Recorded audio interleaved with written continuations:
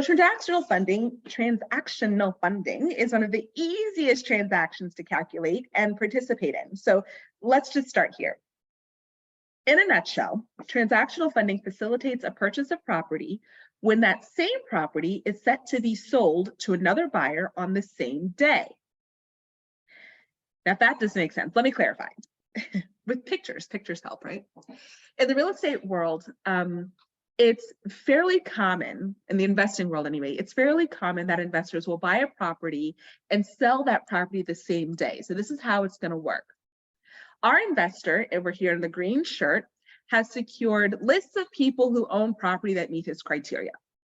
And after reaching out to hundreds of property owners, he finally found someone who's willing to sell over here in the black shirt. So when the property owner agrees on a price, both parties are going to sign a contract to secure the sale. Now that contract is going to be signed between the seller, party A, and the investor, party B.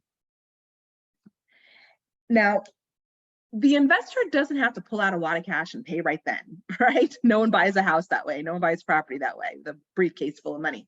So he's typically got between 30, 45, sometimes even 60 days to close and actually pay for the property. Now, during that time period, our investor here can go out and find another colleague who's willing to pay slightly more than he will. So to secure the deal, he's going to draw up a second contract between himself and this new party, the end buyer, party C.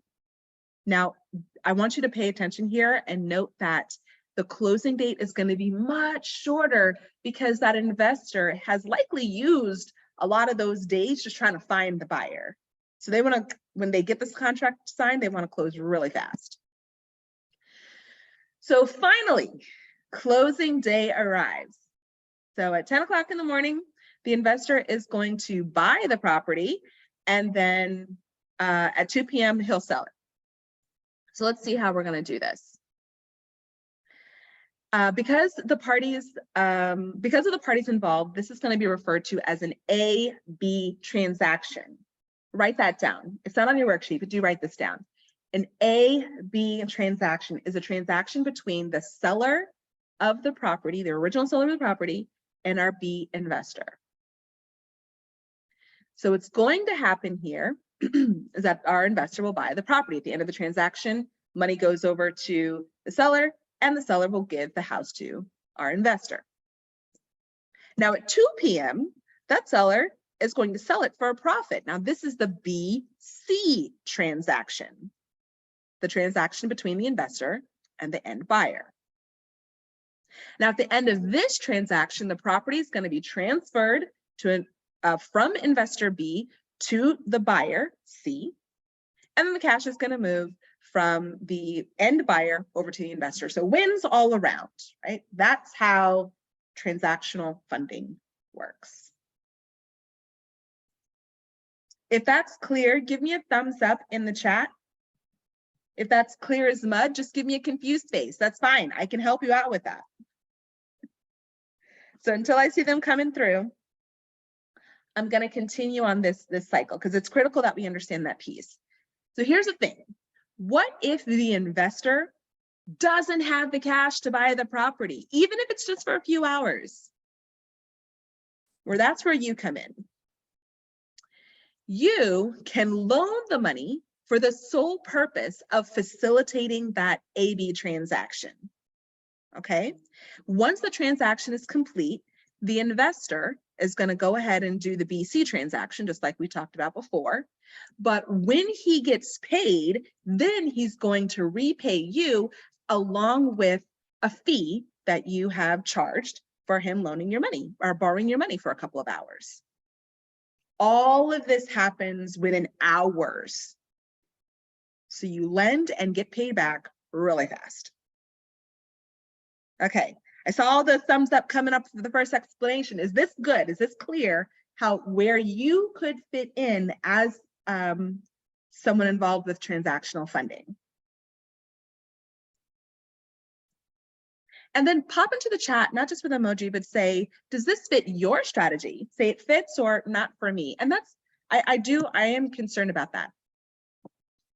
So really quickly, as those questions, as those answers are coming in, let's talk about the risk profile. It's relatively low risk because you've got a buyer right sitting on the other side, and the transaction happens so quickly. All right, the returns are relatively low as well because of that, because of the low risk. You can expect to get between 2 and 3%. We charge a $950 minimum every time you do one of these deals. I will be honest, though, the frequency of deals that we see is relatively low, and this is not just in our program. I've talked with a number of other schools on this, and it is really low, and primarily because once an investor finds somebody to do their transactional funding for them, they usually stick with that investor for the life of their relationship. So we're really always competing for new investors. Not a bad thing, just something to keep in mind if this is your strategy. So who is this for? Is this for someone looking to raise quick cash, grow wealth, or create cash flow? So because this is a one-time transaction, it's not going to be great for my cash flow folks, right? And while it does provide some quick cash, it does require some capital up front so you can actually lend to the investor. So I wouldn't really put it in this same category as raise cash. It is quick cash, but it's not like you're making this money out of thin air. All right. But this is really a great tool to grow your wealth in the short term. In fact, I actually have a person who does a lot of investing in houses. They do a lot of flips, but they pay cash for their flips, and they have not let go of their money and let us lend them money yet. So they do want to pay for their own investments. But when one house sells, it might be a month or 2 or 3 before they're able to buy another house that fits their criteria. And in that time frame, their money's just sitting around doing nothing. So for that person, even if they can only get 2 or 3 transactional deals in the time frame that they're waiting to buy another house, well, that makes sense because the money was just going to sit there doing nothing anyway. So in that scenario, I think it's great. Everett, you're wondering if you have enough cash available. I will let you know that we see deals in all price points. So let's talk about what kind of cash you might need to do something like this. The investment amounts vary widely. You can see over here, it can go anywhere from $500,000 to $300,000 for a transactional funding deal. The risk index, as a reminder, is very low, typical returns between 2 and 3%. Now, your investment period, you should expect to get your money back within 24 to 72 hours. And this just has to do with from the time that you wire the money, the title company might not fund until the next day. So sometimes there's a bit of a delay, but it is a very quick transaction. Just keep in mind some legal considerations. Some state requirements like California may require you to extend your investment period. Just because in California, they want to see the AB transaction done and recorded and funded before they'll do the BC transaction. And that might not even be till the next day. So it may take you 72 hours to get your money back. But if you plan for it for 72 hours, you're going to be fine. Okay. The risk for this strategy. So Walter, you had a great question. What are the risks with this strategy and how do we mitigate that? Well, it really, we do talk about in detail in our program, but it's really just about having the proper paperwork. And it's not difficult. The paperwork that we recommend is just a regular promissory note and mortgage. So even though your loan is only going to last 24 hours, you still need to have that properly documented.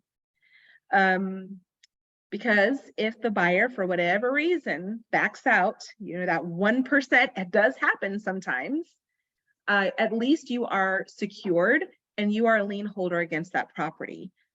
So the investor can't just run off and sell it and you'll never get your money back. You do have rights to that property and you can't foreclose on it.